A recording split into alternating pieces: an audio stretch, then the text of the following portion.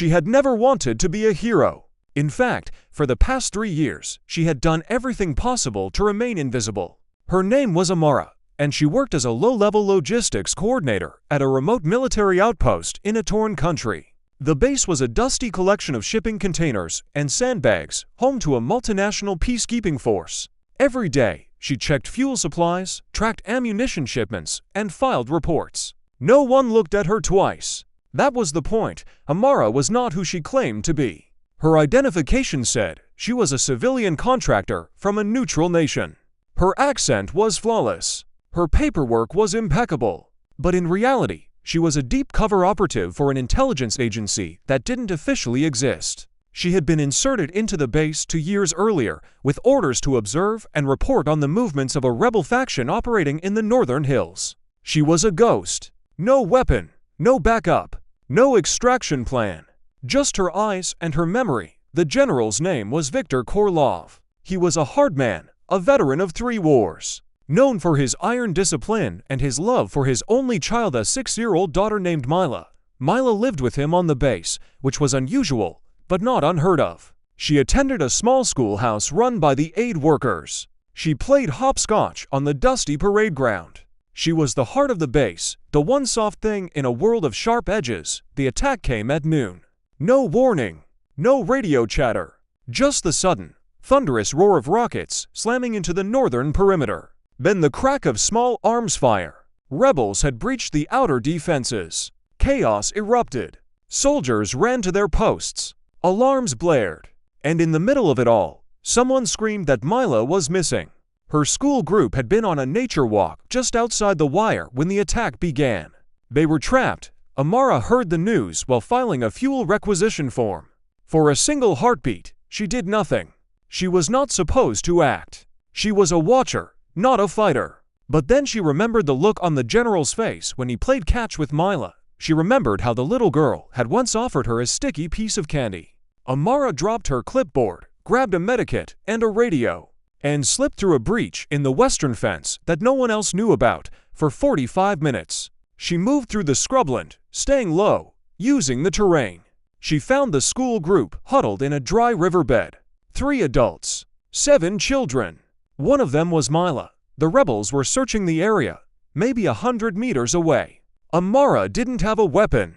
She had her voice, her calm, and her knowledge of the land. She led the group through a dried-up culvert, across a shallow creek, and into a maintenance tunnel that ran beneath the base's fuel depot. By the time the rebels reached the riverbed, the children were already inside the wire. She delivered Mila directly to General Korlov's headquarters. The general was covered in dust and what might have been blood. He grabbed his daughter and held her so tightly that she squeaked. Then he looked at Amara. His eyes were not grateful. They were cold and calculating.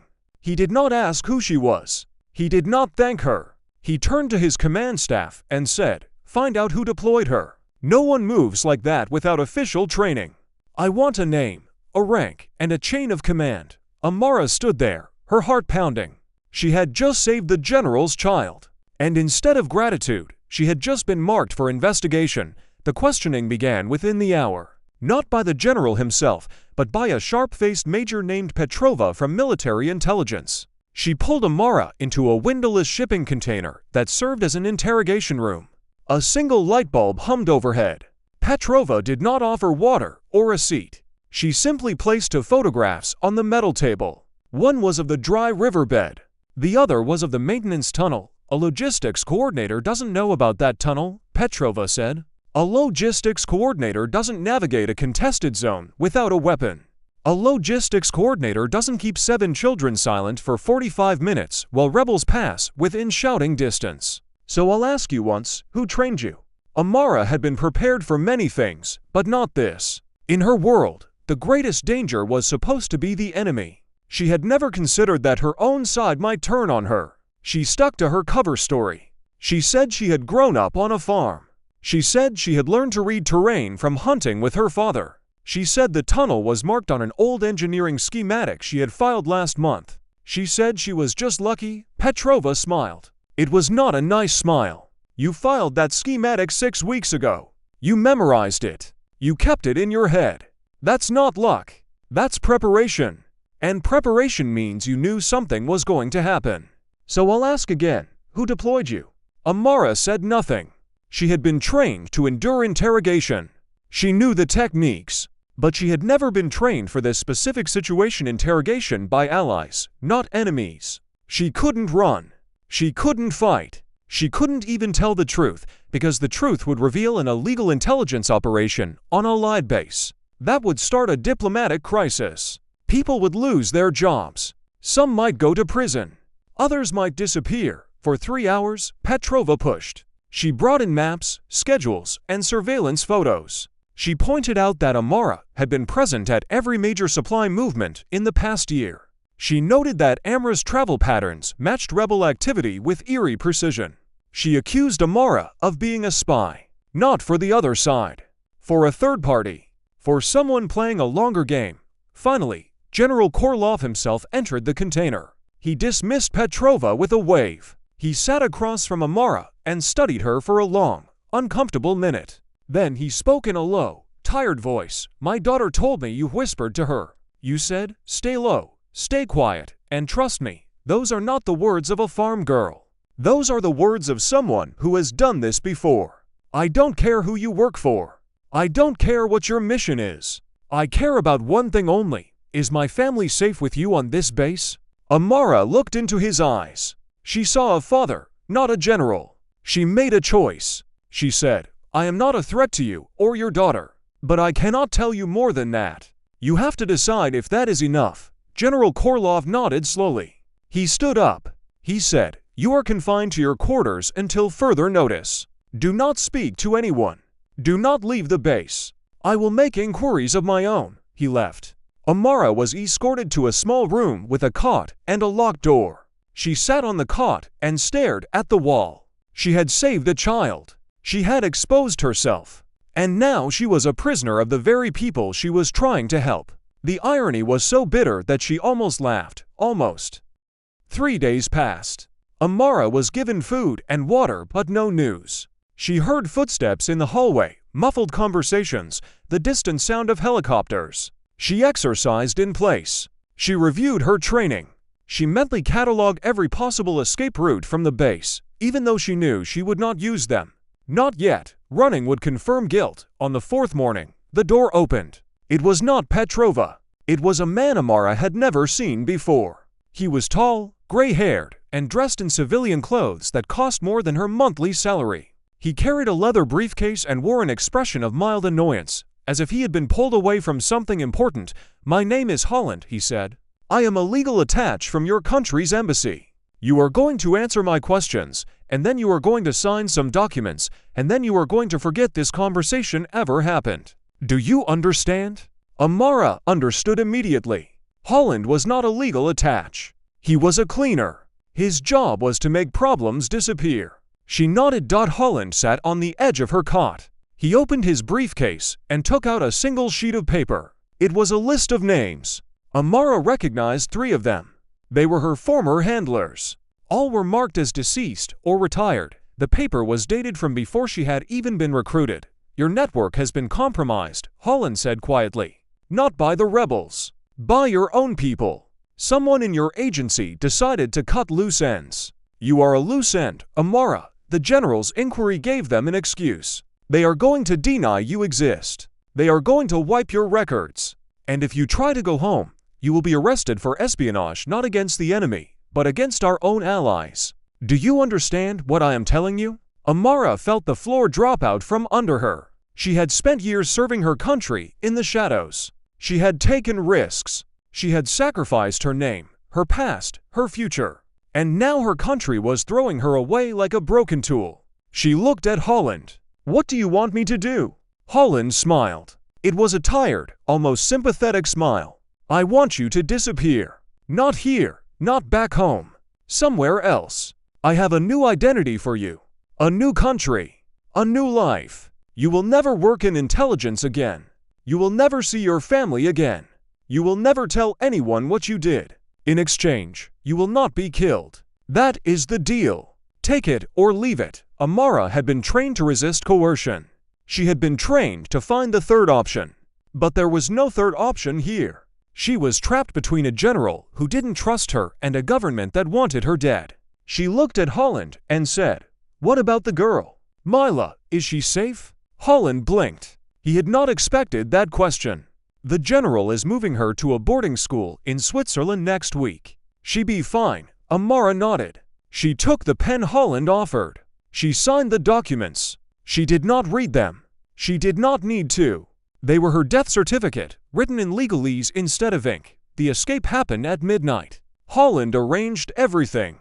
A black SUV without license plates. A driver who didn't speak. A 2-hour journey to a small airstrip in the desert. A waiting cargo plane with no markings. Amara was given a passport in the name of Elena Schmidt, a German teacher heading to Southeast Asia. She was given a bag with clothes, cash, and a burner phone. She was told to use the phone once to confirm arrival, and then destroy it. As the plane took off, Amara looked out the small window at the receding lights of the base. Somewhere down there, Mila was sleeping. Somewhere down there, General Korlov was probably reviewing the file that said Amara had been administratively transferred. Somewhere down there. Her old life was ending. The flight was long and uncomfortable. She sat on a jump seat next to pallets of medical supplies. She did not sleep. She thought about her handlers, the ones whose names were on Holland's list. Had they really been killed? Or had they simply been erased, like her? She thought about the agency that had recruited her straight out of university, promising adventure and purpose. She thought about the mission that had brought her to that base to observe, not to act. She had acted. And now she was paying the price. The plane landed at dawn in a country she had never visited. The air was hot and wet. The airport was small and crowded. She walked through customs without incident. Elena Schmidt had a clean record. Elena Schmidt had nothing to hide. Elena Schmidt was a ghost inside a ghost. She found a cheap hotel near the market. She paid in cash. She took a cold shower and sat on the edge of the bed. The burner phone buzzed. A text message with no sender. Confirm arrival. She typed yes and then, as instructed, broke the phone in half and flushed it down the toilet. She had no contacts. No mission. No purpose. She had money for perhaps 6 months if she was careful. After that, she would have to find work. But what work could Elena Schmidt do? She was a teacher in name only. Her real skills, surveillance, interrogation, covert movement, were useless in a peaceful city of noodle stalls and motorbikes. For the first time in her life, Amara did not know what to do. She sat in that hotel room as the sun rose higher and the city woke up around her. She listened to the sounds of a normal life, vendors calling out prices, children laughing, dogs barking. She had spent years pretending to be normal. Now she had to actually become normal. And she had no idea how. 6 months later, Amara was working at a laundromat. It was not a cover story. It was her real job. She woke at 5 each morning, opened the shop at 6, and spent 10 hours washing, drying, and folding other people's clothes. She lived in a small room above the shop. Her neighbors called her Elena. They thought she was a quiet, strange woman who had once been a teacher but had suffered a breakdown. They were not entirely wrong. She had not completely abandoned her old habits. She still scanned every room for exits. She still noted the faces of strangers who lingered too long. She still woke at the slightest noise. But those habits were fading, like an unused muscle. She was becoming soft. She was becoming ordinary. And a part of her hated it. One evening, a customer walked into the laundromat. He was tall, broad-shouldered, and wore a worn leather jacket. He carried a duffel bag full of dirty clothes. He did not look at her when he spoke. He simply placed the bag on the counter and said, "Wash and fold. I'll pick it up tomorrow." Amara's blood went cold. She knew that voice. She had heard it only once before, in a shipping container under a single light bulb. It was General Korlov. She did not react. She took the bag, wrote a ticket, and handed it to him. He took it without looking at her face. He walked out. The bell on the door chimed. She stood frozen behind the counter, her hands trembling. He came back the next day. And the day after that. Each time, he brought a bag of laundry. Each time, he did not look at her. Each time, she said nothing. On the 4th day, he finally met her eyes. He said, "You cut your hair. It looks different." She said nothing. He said, "I am not here to hurt you. I am here to apologize." He told her that after she had left, he had done his own investigation. He had discovered that her agency had indeed been operating on his base without permission. He had also discovered that she had been set up to fail. The rebel attack that day had been triggered by a rival faction within her own agency, a faction that wanted to discredit her handler and eliminate the entire network. She had been a pawn. And when she had acted to save Mila, she had disrupted their plan. That was why they had erased her. I made inquiries, Korlov said, quietly, through channels that do not exist. I found out where they sent you. I have been looking for you for 5 months. Amara stared at him. Why? Because my daughter asks about you. Every night. She asks about the lady who whispered to her in the riverbed. She wants to thank you. And I want to offer you a job. He explained that he had left the military. He now ran a private security firm that specialized in protecting children in conflict zones. He needed someone with her skills. Someone who could move unseen.